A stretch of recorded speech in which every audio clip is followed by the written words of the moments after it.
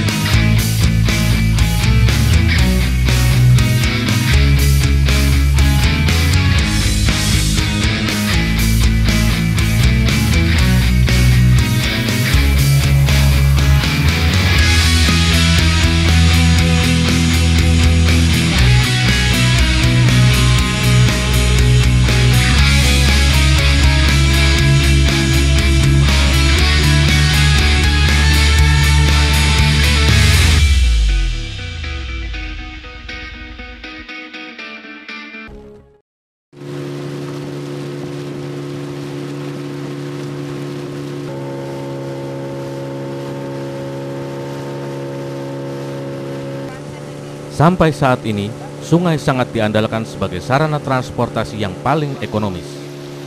Kapal-kapal mesin mampu mengangkut barang dan orang dalam jumlah besar sekaligus, tarifnya pun relatif murah.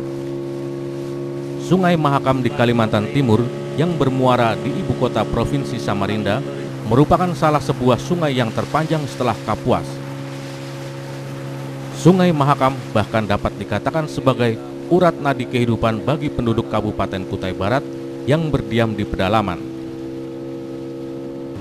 Jalan darat memang sudah tersedia dari Samarinda hingga Long Iram, namun tarif sewanya cukup mahal untuk angkutan perdagangan. Dari Long Iram ke pedalaman Long Apari, tidak ada jalan lain kecuali mengarungi Sungai Mahakam.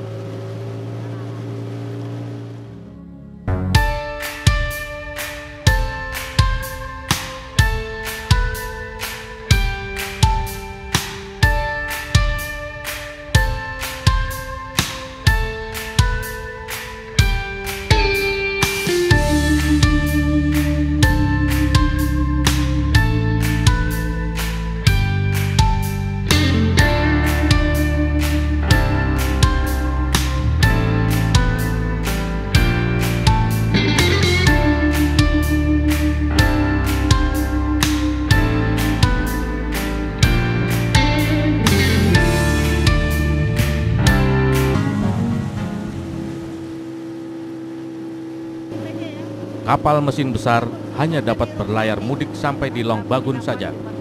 Itu pun jika air Sungai Mahakam cukup tinggi. Jika air Mahakam tidak cukup tinggi, kapal mesin besar hanya dapat mudik sampai Long Iram. Ini penginapan.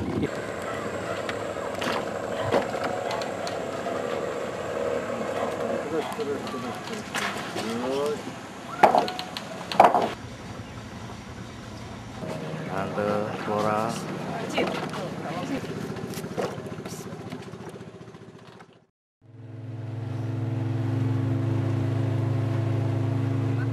Dari Long Bagun, orang harus menyewa longboat untuk menuju desa-desa di Hulu Mahakam. Dari sinilah penderitaan masyarakat pedalaman dimulai.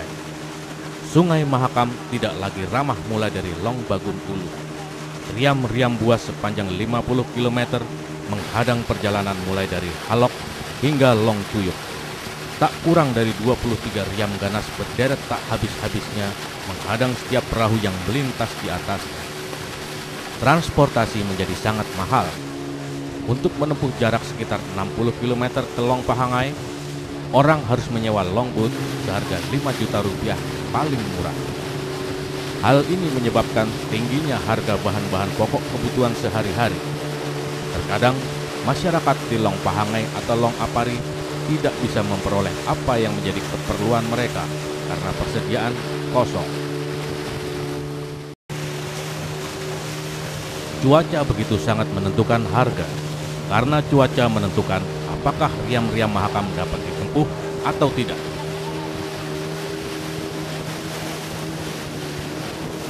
Dalam cuaca hujan dan banjir besar, beberapa riam ganas terendam. Namun, riam udang menjadi sangat ganas. Riam udang mengamuk pada saat air naik. Dalam cuaca kering, di mana air Mahakam surut, riam panjang menjadi momok bagi perahu yang lewat. Batu-batu gajah yang berada pada posisi menghalang jalan berderet-deret secara sedemikian rupa sehingga sangat membahayakan pelintas. Masyarakat pedalaman Mahakam sudah sejak dahulu kala harus melawan rintangan alam berupa jeram-jeram ganas ini. Sudah tak terbilang korban yang tewas ketika mengarungi jeram udang atau jeram panjang. Dimulai dari Kiham Halok yang berarti asing, karena banyak orang asing non pedalaman yang menjadi korban di Kiham ini. Kiham Halok diapit oleh dinding cadas yang tegak lurus ke langit dengan perkasa. Pada beberapa tempat di sela dinding batu itu diletakkan jenazah orang-orang yang tewas ketika mengarungi jeram-jeram Mahakam. Sebuah tempat di jeram ini dinamakan Kamit, karena sebelum ada perahu bermesin, orang Dayak harus menarik perahu mereka dengan mengkamit atau mencengkam dinding-dinding batu itu untuk melintasi Kiham ini.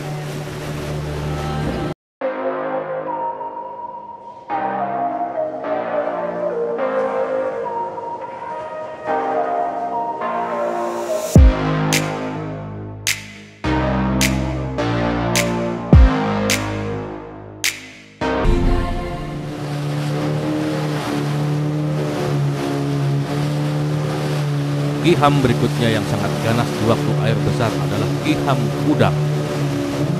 Saksikanlah sendiri keganasan Kiham Udang ketika tim ekspedisi Yayasan Bina Putra Hulu Mahakam melintas jeram-jeram Sungai Mahakam menuju Long Apari.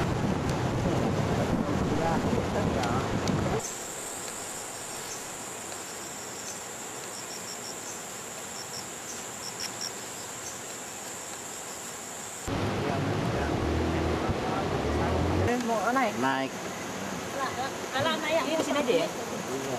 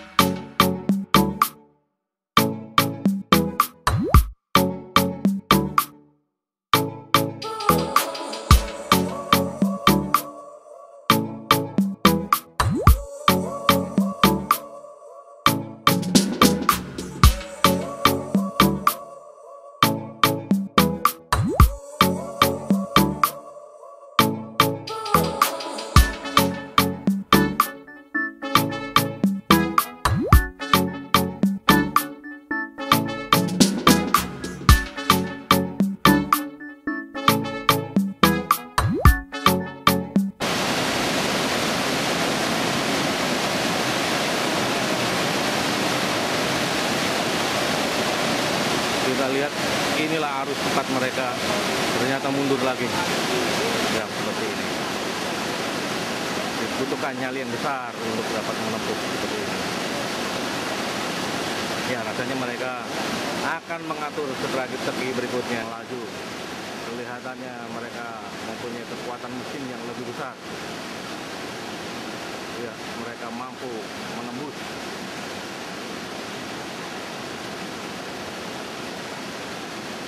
Yang paling besar arusnya, kita lihat. Ya, daerah ini mereka memilih daerah tepi. Kemudian mereka sudah memasuki daerah yang berarus paling besar. Lihat sana, apakah mereka Sinar Mahakam bisa melewati daerah ini? Kita lihat perjuangan Sinar Mahakam yang agak oleng dan kemudian mundur lagi. Ternyata mereka juga tidak berhasil. Ya, inilah percobaan kedua ini. Kita lihat apakah mereka berhasil. Ya, mereka mulai memasuki arus terderas dari Riam Mahakam. Kembali mereka bertahan di sini, tidak maju 1 inci pun, bahkan kelihatan mundur meter demi meter. Ya, kepala mereka kembali jeram kita, jeram udang. Semoga saja kali ini mereka berhasil. Kita berdoa bersama-sama. Ya Allah, semoga mereka berhasil menempuh Riam ini. Kita lihat mereka sudah mulai memasuki daerah yang paling berbahaya. Ya, mereka berhasil naik, saudara-saudara. Mereka berhasil naik. Ya, kita lihat genjatan-genjatan yang diberikan di depan.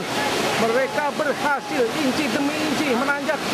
Kita lihat mereka terselamatkan. Ya, mereka tinggal menempuh jarak sekitar 10 meter lagi. Ya, mereka berhasil. Hore! Mereka berhasil dengan bagus sekali, saudara-saudara. Akhirnya tercapai bola. Mereka berhasil. Ya, saudara-saudara, kalau kita berhasil menempuh jeram seperti ini.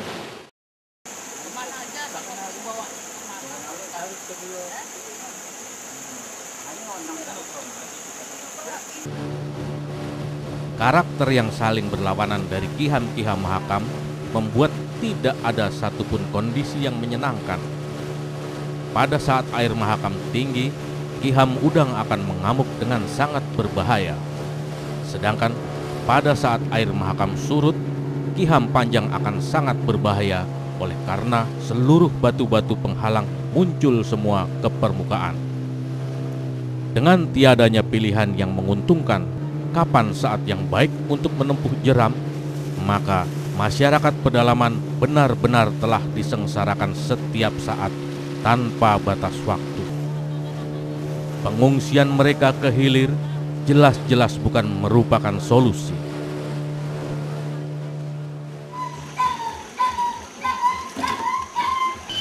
Sangat masuk akal jika penduduk pedalaman Mahakam menginginkan agar Kiham-Kiham antara Long Bagun Ulu sampai Long Tuyuk dimusnahkan.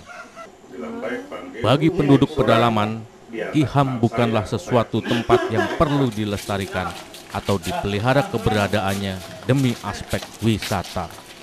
Keberadaan Kiham-Kiham hanya menyengsarakan kehidupan mereka belaka. Patutkah kita memelihara keberadaan Kiham-Kiham Mahakam hanya untuk melayani kepentingan para turis bersenang-senang? Harga BBM, bahan pokok maupun barang lain bisa lebih dari 2 kali lipat di desa-desa kecamatan Long Pahangai dan Long Apari. Apalagi di musim ekstrim, di mana air Mahakam sangat tinggi atau sangat rendah, di mana Kiham-Kiham menjadi terlalu berbahaya untuk dilalui. Sebagai contoh saja, harga seekor ayam di Jakarta hanya 15.000 per ekor. Di Tionghoang dapat mencapai Rp90.000. Dualisme mengenai keberadaan Kiham-Kiham Mahakam terus menjadi topik pembicaraan yang tak pernah menghasilkan manfaat bagi penduduk pedalaman Mahakam yang jelas-jelas berkaitan langsung dengan keberadaan Kiham tersebut. Satu pihak yang mewakili suara pemerintah menginginkan agar Kiham-Kiham Mahakam dipertahankan keberadaannya demi aspek pariwisata dan aspek ekosistem.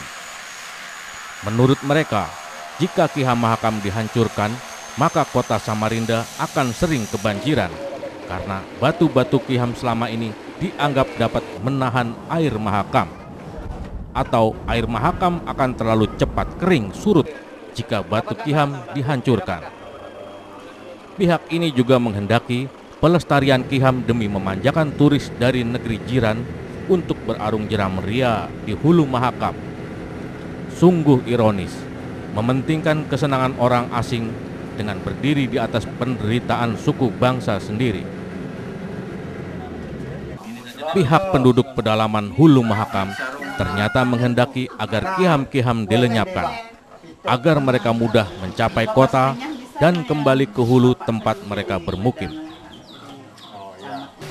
Beberapa usulan seperti meledakkan batu-batu Ki Ham yang paling mencelakakan pernah dikemukakan, namun tak pernah ada usaha yang dilakukan dengan benar-benar tuntas sampai hari ini. Pembendungan sungai di sekitar Ki Ham Halok adalah suatu pemikiran yang sangat mungkin dilaksanakan. Selain ketersediaan dinding batu di kiri kanan Halok, sungai di Halok tidak terlalu lebar, tak lebih dari 50 sampai 70 meter.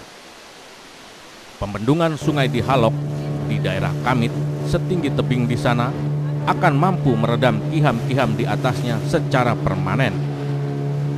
Ditambah dengan peledakan batu-batu berbahaya di Ki Ham Udang dan Panjang, maka Mahakam akan dapat dilalui kapal mesin maupun perahu-perahu kecil dengan aman sampai ke Long Apar, ujung desa terakhir di Mahakam.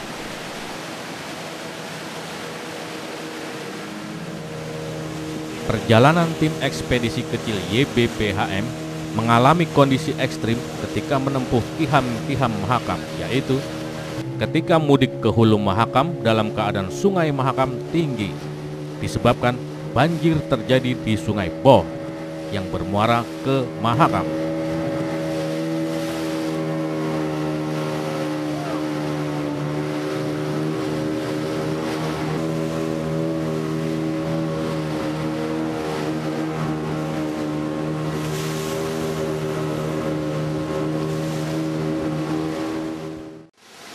Sedangkan ketika kembali ke hilir, keadaan Sungai Mahakam telah surut hanya dalam tempo 2 malam. Pasang surut air Mahakam sangat cepat pada kondisi-kondisi biasa. Jelas-jelas keberadaan Ki Ham tidak mempengaruhi atau tak mampu menahan air Mahakam ketika banjir, dan juga tidak mampu memperlambat air Mahakam agar tidak lekas surut.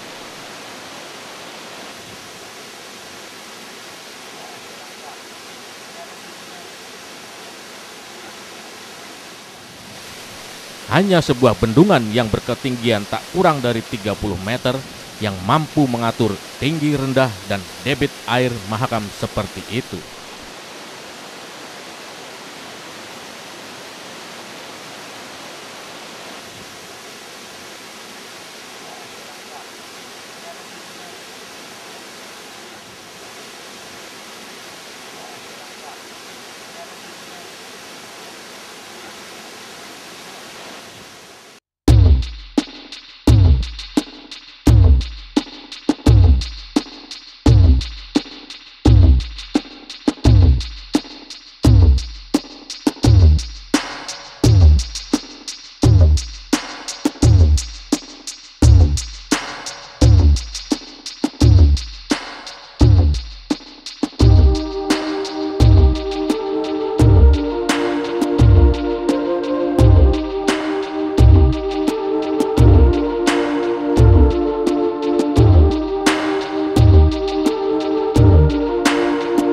Hadapan